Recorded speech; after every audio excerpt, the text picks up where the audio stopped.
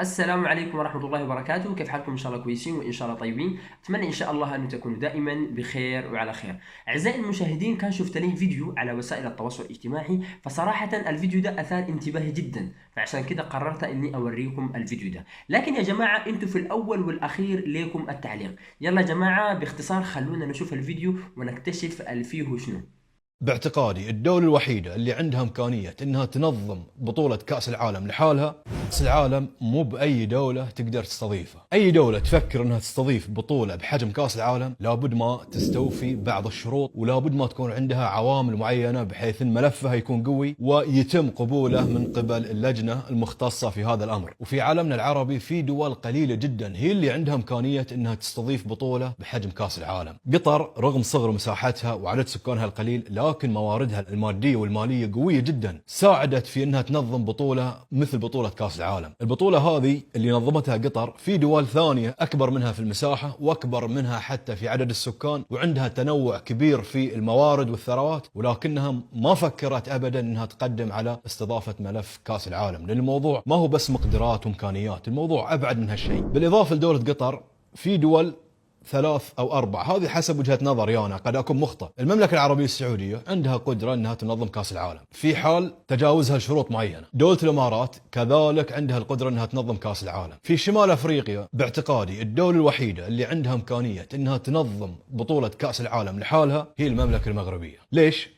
بقول لكم ليش. قبل لا اقول لكم الاسباب، المغرب تقدم لاستضافه كاس العالم في عام 1000، ولان الطموح ما يتوقف عند محطه واحده، فالمغرب اعاد الكره في عام 2030، ولكن هالمره مع دولتين اللي هي اسبانيا والبرتغال. المغرب ليش مصر على استضافه بطوله كاس العالم؟ المغرب ترى دوله حقيقيه، دوله عندها امكانيات، فهي عارفه ايش قاعده تسوي. المغرب اول شيء، انا الامانه ما عندي خبره في تفاصيل الشروط التي يجب أن تستوفيها كل دولة تقدم ملف لاستضافة كأس العالم، لكن من وجهة نظري في عوامل أخرى هي اللي ممكن تساعد في أن المغرب وبلد بحجم المغرب يستضيف كأس العالم. أول شيء، المغرب عنده استطاعة أن يستقبل ملايين السياح، نتكلم عن أكثر من 15 و20 مليون. المغرب ما عنده أي مشكلة أن يستضيف عدد سياح بهالحجم، عنده الإمكانيات السياحية كلها اللي تقدر تخلي السياحة عندهم انسيابية بدون مشاكل وبدون زحمة. ليش؟ لأن المغرب بلد طبيعي آية من الجمال، من تمر من الجنوب والوسط لين ما توصل إلى الشمال وطنجة وهالمناطق. دولة فيها مختلف التضاريس، فالسائح ما راح يمل، أي شيء يبيه موجود، أي شيء من صور الطبيعة موجود. المغرب إضافة إلى السياحة الطبيعية اللي فيه، بلد أثري، تتكلم عن دولة عريقة جدا ضاربة في التاريخ، فعندها مواقع أثرية عديدة. الشيء الثالث، الموضوع مو مقتصر على موضوع السياحة الطبيعية والسياحة الأثرية، كذلك الشعب المغربي شعب عظيم جدا، وعنده قدرة على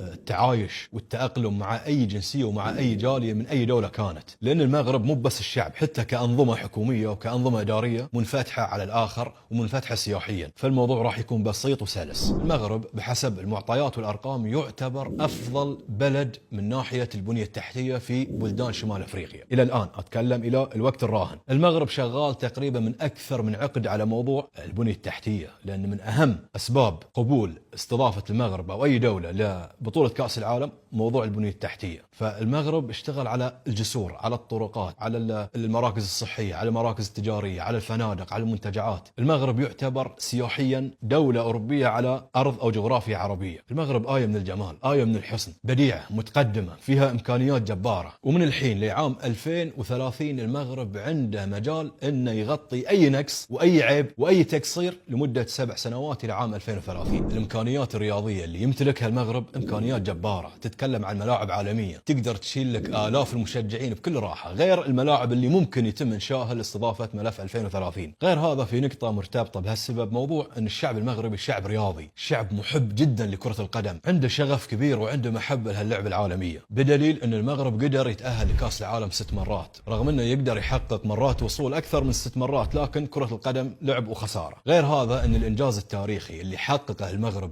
لقارة أفريقيا والعالم العربي بحصول على المركز الرابع عالميا إن شيء كبير. هذا يعتبر إنجاز تاريخي صعب على كل الدول العربية أنها توصل حتى لربع النهائي، فما بالك بالنص النهائي. المغرب وصل إلى مركز أحرج فيه كل دول أفريقيا وكل الدول العربية. من المنتخب اللي ممكن يجي مستقبلا ويحقق نفس المركز اللي حققه المنتخب المغربي؟ أعتقد الموضوع صعب صعب صعب جدا. والإنجاز هذا للمنتخب المغربي والبنية الرياضية الموجودة والدوري المغربي، لأن تتكلم عن الدوري المغربي المغربي، يا رجل انت تتكلم عن انديه مشجعينها يعتبرون من اقوى المشجعين على مستوى العالم، لدرجه ان الدوري المغربي كان محصور على القنوات الرياضيه المغربيه، فقامت قناه ابو ظبي الرياضيه لانها شافت حجم الجماهير وحجم التفاعل وحجم الشيء العظيم اللي يقدم الانديه المغربيه في لعبها وكذلك المشجعين، قامت وخذت حقوق نقل المباريات الخاصه بالدوري المغربي. السبب الرابع ان المغرب بلد ذو موقع استراتيجي هام جدا. المغرب تقريبا يتوسط العالم، قريب من اوروبا، الدول العربيه يمه، في افريقيا وامريكا الجنوبيه والشماليه طيارات امورهم طيبه، لكن بالذات للدول الاوروبيه فالمغرب موقعه جميل جدا، ومو بس كجغرافيا، المغرب يتشارك مع دول اوروبا الجنوبيه اسبانيا والبرتغال والدول اللي تشابهها في موضوع المناخ. اعتقد ما راح تكون فيه اشكاليه من ناحيه المناخ اذا استضافت المغرب كاس العالم 2030. شنو راح يستفيد المغرب من استضافه بطوله كاس العالم؟ اول شيء ان المغرب راح يستفيد سمعه عالميه فوق السمعة العالمية الطيبة اللي يتمتع فيها المغرب. هالسمعة العالمية بدورها راح تعزز مكانة المغرب عالميا على الصعيد الاقتصادي والسياسي والرياضي وحتى الاجتماعي. الشيء الثاني واللي هو من أهم أسباب تقديم المغرب لاستضافة كأس العالم 2030 موضوع أن المغرب يبي يستفيد ماديا، يبي عمولة، يبي عملة صعبة، فهالشيء راح يتم من خلال السياح وتدفقهم على المغرب. فتخيل أن المغرب تعتبر ثاني دولة عربية من حيث السياحة إذا ما خاب ظني، صححوا لي في التعليقات، ويستقبل فوق 14 أو 15 مليون، فما بالك لين يجون سياح جدد لأول مرة في المغرب. فاعتقادي أن الرقم دي راح يتضاعف، وتضاعف رقم السياح بالتالي راح يؤدي إلى تضاعف النفقات والمصروفات، وهذا كله راح يدخل في ميزانية المملكة المغربية، وبالتالي راح يساهم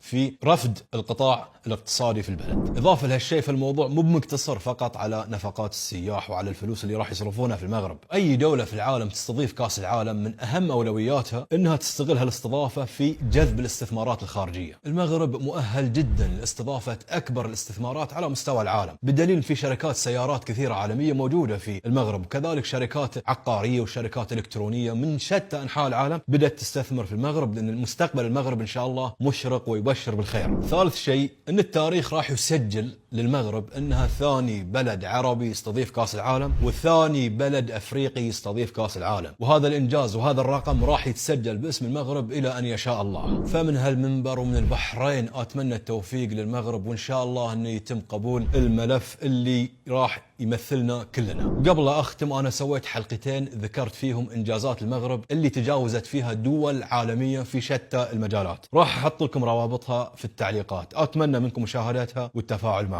أنا هني وصلت لنهاية كلامي، وكالعادة اللي شاف الحلقة من البداية للنهاية يكتب بالتوفيق للمغرب.